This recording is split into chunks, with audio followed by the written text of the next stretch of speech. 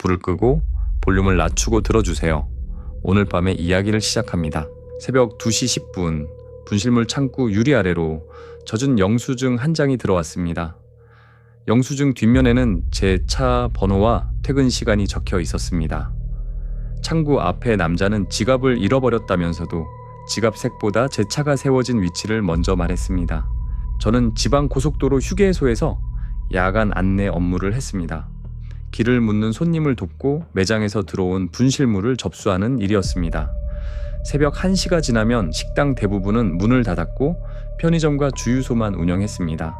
안내소에는 저 혼자 있었지만 통로 건너편 보안실에 경비 직원이 한 명 있었습니다.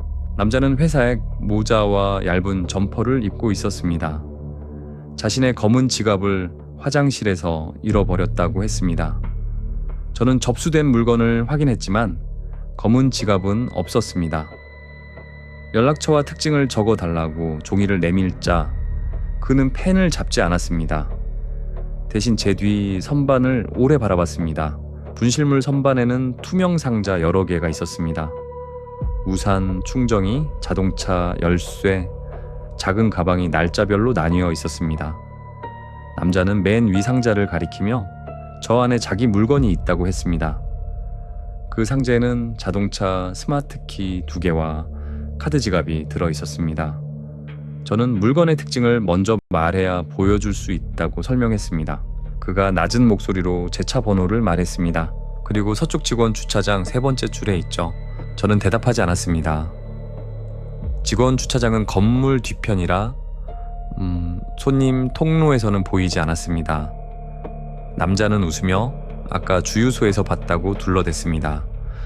하지만 저는 출근한 뒤 차를 움직인 적이 없었습니다. 주유소 직원에게 확인하려고 전화를 드는 순간 남자는 젖은 영수증을 창구 아래로 밀어넣고 화장실 쪽으로 걸어갔습니다. 영수증은 그날 휴게소 편의점에서 발행된 것이었습니다. 결제 시각은 새벽 2시 40분으로 찍혀 있었습니다. 아직 30분 뒤의 시간이었습니다. 뒷면에는 제 차 번호와 함께 직원 셔틀, 운행, 없음, 혼자 퇴근이라고 적혀 있었습니다. 저는 곧바로 보안실에 연락했습니다. 경비 직원은 카메라를 돌려봤지만 회색 모자를 쓴 남자가 안내소 앞에 선 장면이 없다고 했습니다. 화면에는 제가 혼자 창구를 보고 말하는 모습만 나왔습니다. 다만 화장실 입구 카메라에는 비슷한 점퍼를 입은 사람이 청소도구 보관실로 들어가는 모습이 찍혀 있었습니다. 우리는 안내소 문을 잠그고 경찰에 신고했습니다. 경비 직원이 올 때까지 선반을 확인하지 말라는 말을 듣고 기다렸습니다. 그때 창구 아래로 영수증이 한 장 더 들어왔습니다. 밖에는 아무도 없었습니다. 두 번째 영수증 뒷면에는 경비 직원의 차 번호와 순찰 시간이 적혀 있었습니다. 경비 직원이 뛰어왔습니다. 우리는 안내소 안쪽 출입문을 잠그고 폐쇄회로 화면을 함께 봤습니다. 청소 도구 보관실에서 나온 사람은 없었습니다. 경찰이 도착해 문을 열었지만 안에는 빗자루와 세제뿐이었습니다. 벽 뒤 좁은 설비 공간에 덮개가 느슨해져 있었고 사람 한 명이 지나갈 만한 통로가 주방 뒤쪽까지 이어져 있었습니다. 통로 안에서는 빈 지갑과 자동차 열쇠, 복제용 케이스, 휴게소 직원 근무표가 발견됐습니다. 벽에는 차량 번호와 주차 위치가 시간대별로 적혀 있었습니다. 손님 차보다 야간 직원 차가 더 자세했습니다. 혼자 퇴근하는 직원 이름에는 동그라미가 쳐져 있었습니다. 경찰은 남자가 분실물을 찾으러 온 것이 아니라 분실물 창구에 맡겨진 자동차 열쇠를 노렸을 가능성이 크다고 했습니다.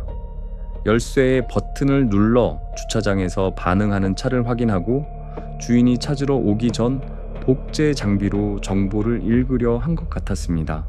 안내소 직원이 물건을 꺼내게 만들기 위해 잃어버린 사람인 척 접근한 겁니다. 그런데 설명되지 않는 것이 있었습니다. 첫 번째 영수증에 결제 시각이 되자 편의점 계산기에서 같은 금액의 거래가 실제로 찍혔습니다. 직원은 손님이 없었는데 영수증이 자동으로 출력됐다고 했습니다. 화면을 확인하니 회색 모자의 남자가 계산대 앞에 서 있었습니다. 얼굴은 카메라 각도 바뀌었고 손에는 검은 지갑이 들려 있었습니다.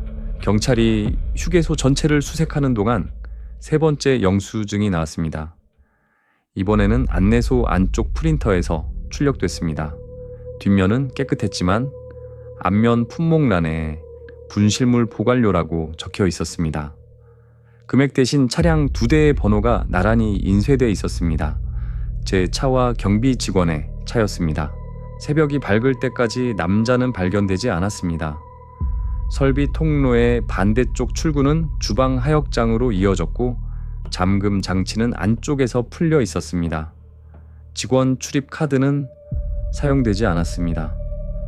분실물 상자 안의 자동차 열쇠 1개가 가짜로 바뀌어 있었지만 언제 바뀌었는지는 알 수 없었습니다. 휴게소는 이후 자동차 열쇠를 별도 금고에 보관하고 분실물 창구를 2명이 함께 확인하도록 절차를 바꿨습니다. 직원 주차장 카메라도 추가됐습니다. 저는 한동안 낮 근무로 옮겼습니다. 2달 뒤 다른 휴게소에 들렀다가 안내 방송을 듣고 걸음을 멈췄습니다. 제 차 번호를 가진 분은 분실물 창구로 오라는 방송이었습니다. 저는 아무것도 잃어버리지 않았습니다. 차로 돌아가려는데 앞유리 와이퍼 아래에 젖은 영수증 1장이 끼워져 있었습니다. 뒷면에는 이번 휴게소에서 집까지 걸리는 시간과 제 집 주차 위치가 적혀 있었습니다. 마지막 줄은 더 짧았습니다. 이번에는 열쇠를 맡기지 않으셨네요. 저는 바로 경찰에 신고했고 차를 움직이지 않았습니다. 카메라에는 영수증을 놓은 사람이 찍히지 않았습니다. 다만 방송실 기록에는 제가 도착하기 1시간 전 누군가 제 차 번호로 분실 방송을 신청한 통화가 남아 있었습니다. 그 목소리는 제 목소리와 아주 비슷했다고 합니다.